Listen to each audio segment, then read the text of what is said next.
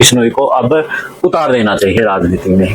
भव्य बिश्नोई अब कुलदीप बिश्नोई का बेटा नहीं बल्कि जनता का बेटा बन करके और जनता के बीच में जो उनकी समस्याएं हैं, चाहे बेरोजगारों को लेकर के युवाओं को जोड़ना है, किसानी मुद्दों पर किसानों को जोड़ना है, तो इस तरीके से महिलाओं के मुद्दों पर महिलाओं को जोड़ना है, तो इस तरीके से भव्य बिश्नोई अपनी राजनीति को आगे बढ़ा सकते हैं। और जब वो जनता का बेटा बनकर रहेगा, उसके साथ एक युवाओं की फौज होगी, चाहे लड़के हैं चाहे लड़कियां हैं।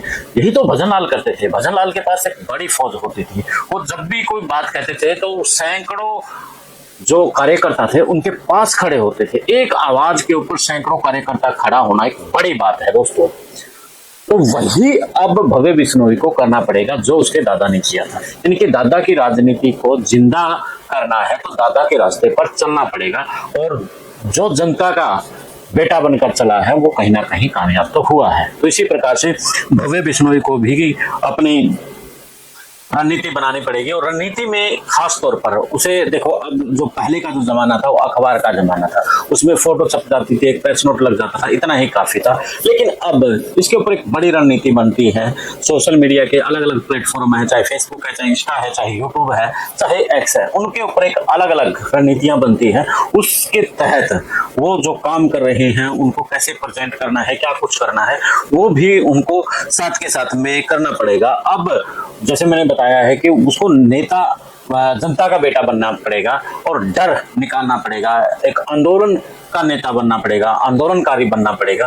तभी तो आज जिस तरीके की समय की डिमांड है, हरियाणा में चारों ओर खामोशी है और मौका है, एक बड़ा मौका भव्य बिश्नोई के पास है। अगर इस मौके को भव्य बिश्नोई कैच करते हैं तो कहीं ना कहीं आने वाले समय में वो राजनीति के बादशाह बन सकते हैं, जिस तरीके से चौधरी भजन लाल बादशाह हरियाणा की राजनीति के होते थे। अब फिर से भव्य बिश्नोई को अगर राजनीति में जिंदा रहना है तो ये सब करना पड़ेगा।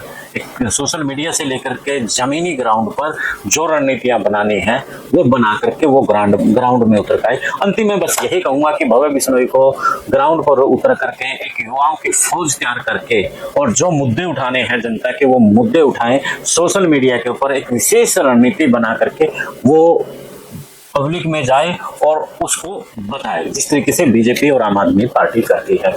तो कुलदीप बिश्नोई का भी फ्यूचर तभी ब्राइट है जो भव्य बिश्नोई का है।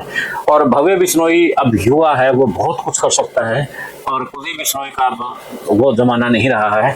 और इसके साथ में कुलदीप बिश्नोई को बीजेपी से आशा भी छोड़ देनी चाहिए, क्योंकि जब चुनाव थे 2024 के लोकसभा के, अगर उनको टिकट मिलती तो कहीं ना कहीं ये सीट निकाल भी देती। उसके बाद राज्यसभा में मौका है, राज्यसभा में भी कुलदीप बिश्नोई को ना ही भेजा गया।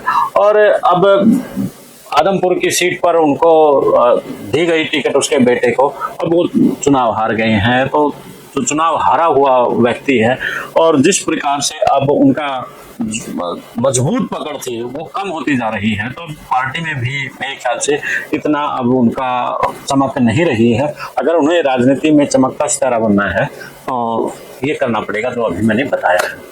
आप भी अपनी राय इस पर दे सकते हैं। चैनल को फॉलो शेयर और सब्सक्राइब भी कर ले। द इनसाइडर मीडिया को सपोर्ट करें साथियों, ताकि हम लोगों का हौसला बढ़े और आपके समक्ष और भी अच्छी अच्छी जानकारियां और खबर लेकर के आए। तो इजाजत, फिर मिलते हैं। जय हिंद, जय भारत।